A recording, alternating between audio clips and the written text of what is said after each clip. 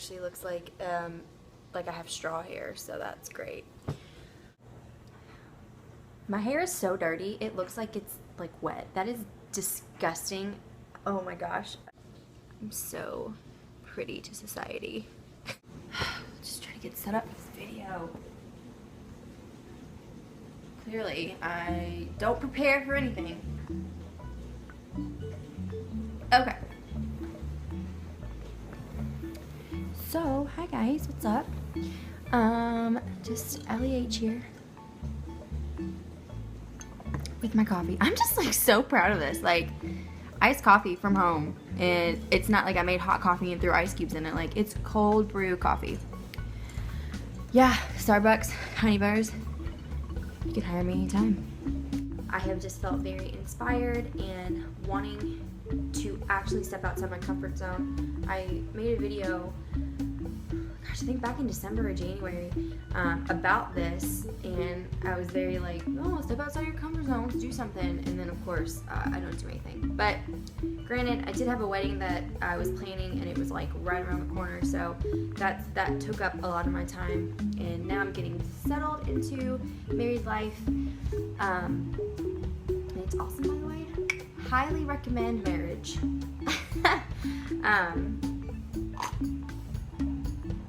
Like I said, I've just felt very inspired and motivated, and it's really interesting the devotions I've been doing. I found them on I found them on Instagram, and their name is Pocket Fuel is what you can like look up. But if you get the app, it's DVO app. I don't really know what that means actually, but doing my devotions, and I came across two of them, and one, they always do these really beautiful like pictures.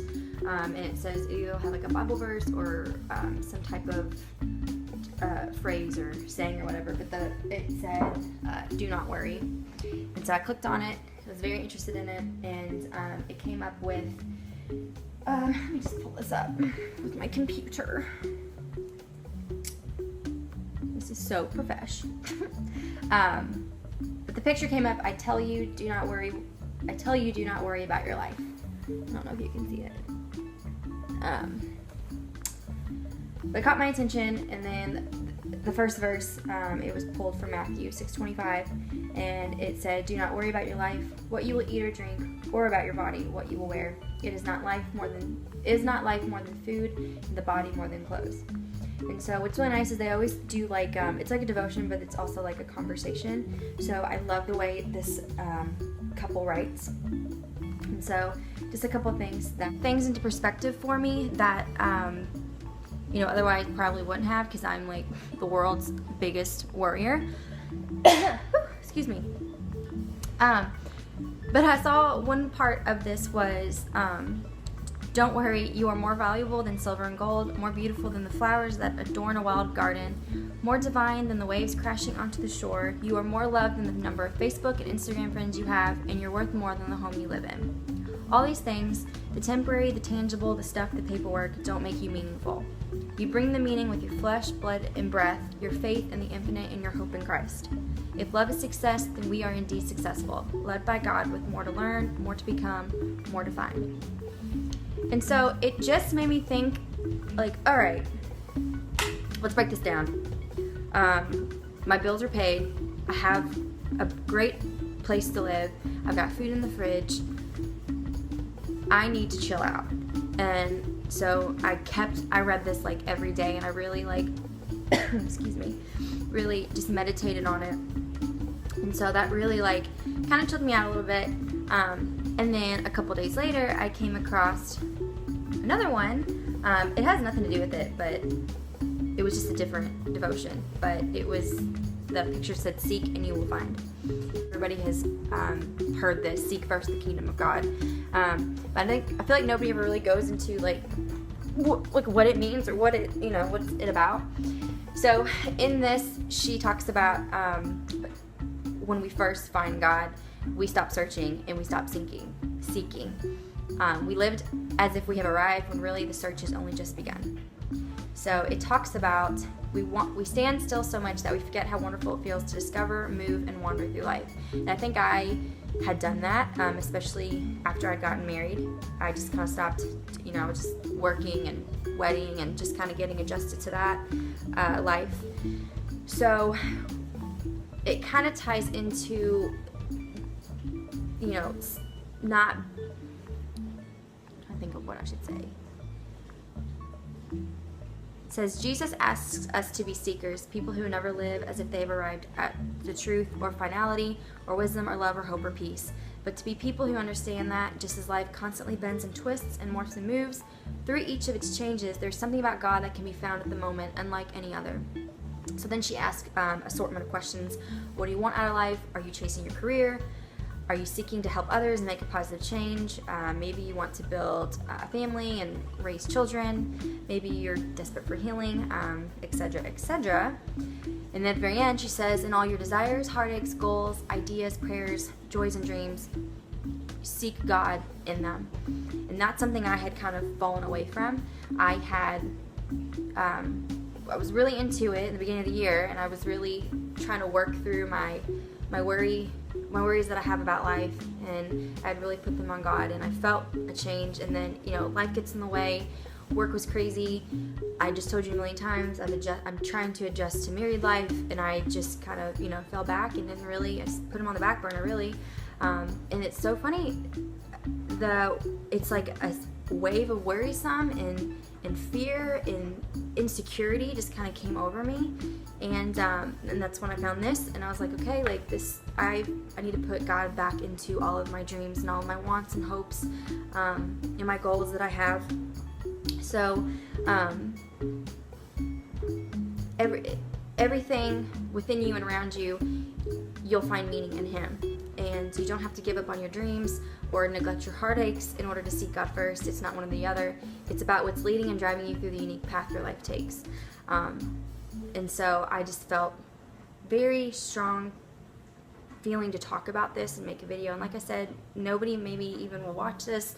This is just for me to kind of work through what's been going on. But so back to just doing some soul searching, and with the job thing, not having a job, I've been really trying to figure out like what are my goals, going back to what is it that I want to accomplish. And although last few years I've gotten into fitness, I feel like there's more. I don't know how to explain it. I love fitness and I love helping people and I love what I do, but I feel like there's more to it. And so I just kind of really want to seek those out, and I have goals to, I want to help, globally I want to help people. And so if it's through these videos, like that's great, or if it's touring and doing conferences and maybe doing some type of speaking engagements, I just feel like that's really one of my goals that I want to accomplish, down the road. But, right now, some of my goals are to just learn how to succeed in my marriage and how to be a great wife.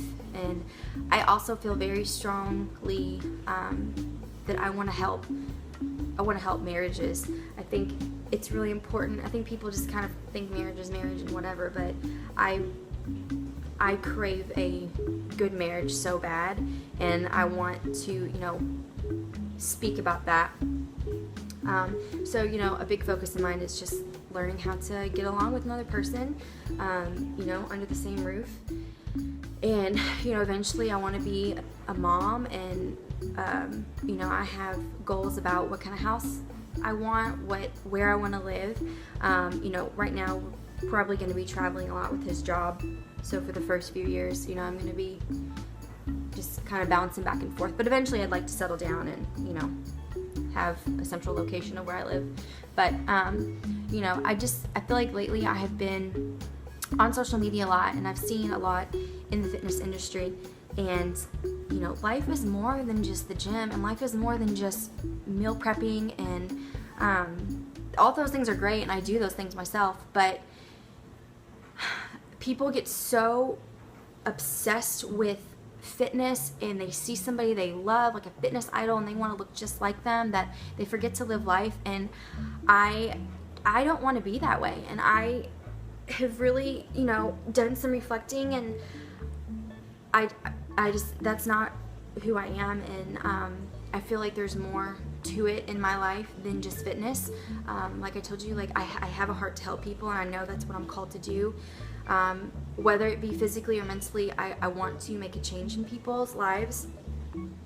So, you know, I've just kind of stepped away from social media in the sense of, like, I've stopped obsessing over pictures, over these bikini competitors, over, you know, oh, I skipped a workout today and I ate, you know, maybe double the calories that I should be eating, and I feel horrible at myself. Like, I just don't, I've let it go. And honestly, I have been so much happier.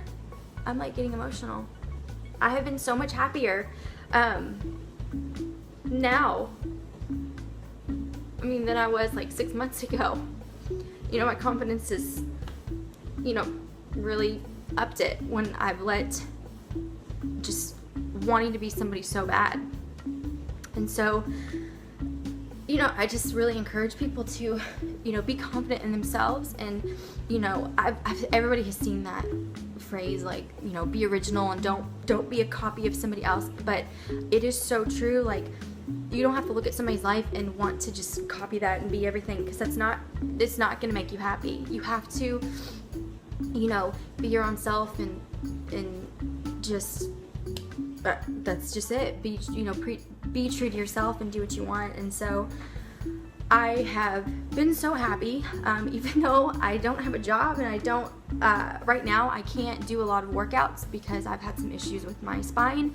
So I've been trying to get that fixed. That's been priority. So I really haven't been in the gym as much. I like how I'm like freaking out. Anyways, I've been having, well, I suffered from like really bad pain. Actually thought it was sciatica, but it turns out it's not. My spine kind of curves to the right, almost like a person with scoliosis. So I have been limited to what I can do. Specifically loading exercises, I am not allowed to do that. So I probably won't be for the next couple months. So the gym hasn't been my first priority, but that's okay, because life's not about not about a workout. But I didn't get to talk about this in the beginning or during the devotional part, but I had, in one of the other devotions, they talked about this poem. I can find it. Facebook is so lame, like, just come on here.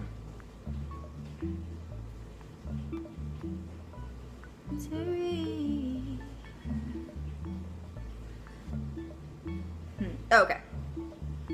So it's a poem by Joel McCarroll. I think that's how you do his last name.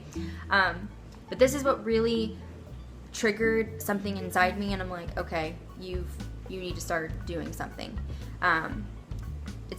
There's a lot to it, but I just took clips of it. But you do not need to look over your shoulder here. You do not need to compare. No measurement, no success, no failure. Just create. Don't give up, or never give up. Enough with the talking. Critics are only cynics. You start listening to only you. You come home to yourself. Take charge of the dreams you once thought too far past the horizon. Create because you dream, because you see, because the world needs you, because it fills the sails. Then let's go fly a kite. Create because this is what we do here. This is who we are. Yeah, I think that's what struck up why I wanted to make this video, because of the creative way that I can maybe help somebody through these videos. So I have just really been meditating and thinking about this poem, and yeah, that's why I decided to talk about it. You guys like this first video?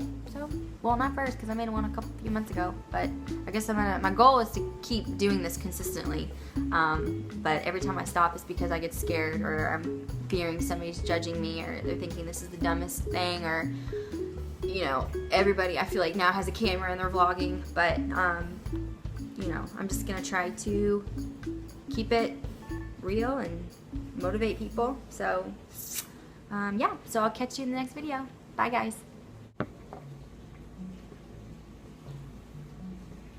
Send my love to your new life. Treat her better. We got love.